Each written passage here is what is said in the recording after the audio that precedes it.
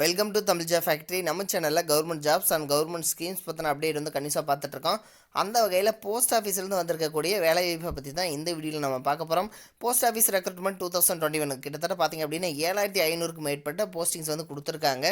அதாவது இது வந்து பார்த்திங்க அப்படின்னா நிரந்தர அரசு வேலை தான். இதற்கான லாஸ்ட் டேட் 23/1/2022 சொல்லியிருக்காங்க. தமிழகத்தில் உள்ள ஆண் பெண் எல்லாருமே வந்து இந்த ஜாப்புக்கு வந்து அப்ளை பண்ணலாம். கேர்ள்ஸுக்கு வந்து நோ ஃபீஸ் அப்படிங்கிற மாதிரி வந்து சொல்லியிருக்காங்க. ஸோ இந்த இதில் பார்த்திங்க அப்படின்னா என்னென்ன கேட்டகரியில் வந்து போஸ்டிங்ஸ் வந்து கொடுத்துருக்காங்க அப்படிங்கிறத பற்றின பல்வேறு தகவலும் இந்த வீடியோவில் நம்ம பார்க்கலாம். அதை பற்றி பார்க்குறதுக்கு முன்னாடி நம்ம சேனலை நீங்கள் சப்ஸ்கிரைப் பண்ணாமல் இருந்தீங்க அப்படின்னா சப்ஸ்கிரைப் பண்ணிக்கங்க. அப்படி பக்கத்தில் இருக்கக்கூடிய பெல் ஐக்கானை ப்ரெஸ் பண்ணிவிட்டு அதில் ஆளுங்கிற ஆப்ஷனை ப்ரெஸ் பண்ணுங்கள். அப்போ தான் நம்ம போடக்கூடிய அடுத்தடுத்த வீடியோ அப்டேட் உங்களுக்கு நோட்டிஃபிகேஷனில் வந்துட்டுருக்கும். இதுதான் பார்த்திங்க அப்படின்னா அஃபிஷியல் நோட்டிஃபிகேஷன். இதற்கான last date and time for receipt of online application பொறுத்த வரைக்கும் வந்து 23/1/2022 சொல்லியிருக்காங்க.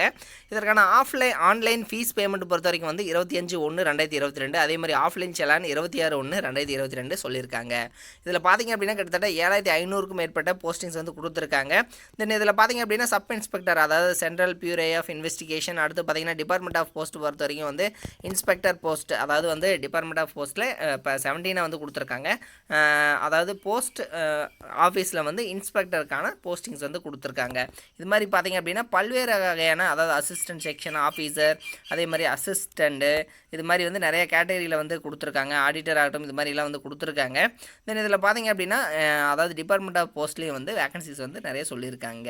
இதை பொறுத்த வரைக்கும் வந்து ஏஜ் லிமிட்டேஷன் எல்லாமே வந்து சொல்லியிருக்காங்க. ஸோ அதெல்லாம் வந்து நீங்கள் செக் பண்ணிக்கங்க. அதே மாதிரி ஏஜ் ரிலாக்ஸேஷனும் வந்து சொல்லியிருக்காங்க, சரிங்களா.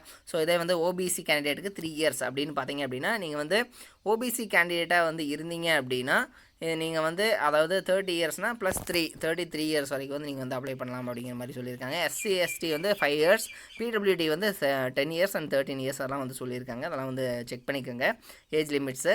தென் சப்போஸ் வந்து ஏஜ் லிமிட்ஸ் வந்து அதிகமாக இருந்துச்சு அப்படின்னா நீங்கள் வந்து அப்ளை பண்ணிக்கலாம், சரிங்களா. ஸோ அதையும் வந்து பார்த்துங்க. அதே மாதிரி வந்து அடுத்தது உங்களுக்கு process of certification and format of certificates அப்படின்லாம் எல்லாமே வந்து தெளிவாக வந்து இவங்க இன்ஸ்ட்ரக்ஷன்ஸ் சொல்லியிருக்காங்க. நீங்கள் வந்து படித்து பார்த்துக்குங்க. குவாலிஃபிகேஷனை பொறுத்த வரைக்கும் வந்து bachelors degree from recognised university அப்படிங்கிற மாதிரி சொல்லியிருக்காங்க, சரிங்களா. ஸோ பேச்சுலர்ஸ் டிகிரி வந்து கேட்டிருக்காங்க. எனி டிகிரி வந்து முடிச்சிருக்காங்க, அப்ளை பண்ணிக்கலாம். அதே மாதிரி வந்து நீங்கள் வந்து பேச்சுலர்ஸ் டிகிரிஸில் வந்து பார்த்திங்க அப்படின்னா 60% ஆஃப் மார்க் வந்து வச்சுருக்கணும் அப்படிங்கிற மாதிரி வந்து சொல்லியிருக்காங்க. தென் இதை வந்து பார்த்துங்க. அதே மாதிரி வந்து மேக்ஸ் குரூப் வந்து இருக்கா அப்படிங்கிற மாதிரியும் வந்து பார்த்துக்கங்க, சரிங்களா. ஸோ இதை தான் வந்து எலிஜிபிளாக வந்து இவங்க சொல்லியிருக்காங்க. தென் அடுத்தது பார்த்திங்க அப்படின்னா இந்த நோட்டிஃபிகேஷன்லேயே வந்து சிலபஸ் எல்லாமே வந்து சொல்லியிருக்காங்க, சரிங்களா. நீங்கள் வந்து என்ன கேட்டகரியில் இருக்கீங்களோ அதுக்கான சிலபஸ் வந்து நீங்கள் என்ன படிக்கணும் அப்படிங்கிற மாதிரி எல்லாமே வந்து சொல்லியிருக்காங்க. அதே மாதிரி வந்து எக்ஸாமினேஷன் சென்டர் வந்து சவுத்தர்ன் ரீஜியன் பொறுத்த வரைக்கும் வந்து இவங்க வந்து கொடுத்துருக்காங்க, சரிங்களா. ஸோ அது பார்த்திங்கன்னா கோயம்புத்தூர், சென்னை, கிருஷ்ணகிரி, மதுரை, சேலம், திருச்சிராப்பள்ளி, திருநெல்வேலி, வேலூர் இதெல்லாம் வந்து சொல்லியிருக்காங்க, சரிங்களா. ஸோ இதை வந்து சவுத்தர்ன் ரீஜனுக்கு, அதாவது தமிழ்நாட்டை பொறுத்த வரைக்கும் வந்து சவுத்தர்ன் ரீஜன் வந்து சொல்லியிருக்காங்க, சரிங்களா. ஸோ இங்கெல்லாம் வந்து இப்போ அதாவது எக்ஸாமினேஷன் சென்டர்ஸ் வந்து போடுவாங்க.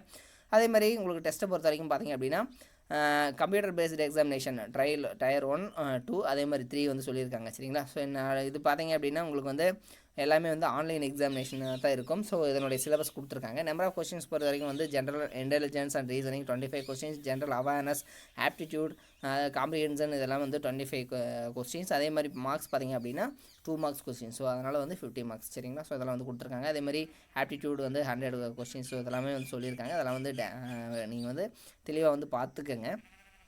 அதே மாதிரி ஸ்கீம் ஆஃப் டயர் 3 எக்ஸாமினேஷன் என்ன, டயர் 4 ஸ்கில் டெஸ்ட், சரிங்களா. ஸோ இதெல்லாம் வந்து சொல்லியிருக்காங்க. அதெல்லாம் வந்து பார்த்துக்குங்க. உங்களுக்கான சிலபஸ் வந்து பார்த்திங்க அப்படின்னா 17, 18, 19 இது மாதிரியான பேஜஸில் வந்து கொடுத்துருக்காங்க.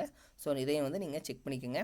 இது மாதிரியான அப்டேட்டட் நியூஸ்க்கு நம்ம சேனலை சப்ஸ்கிரைப் பண்ண மறந்துடாதீங்க. தேங்க்யூ.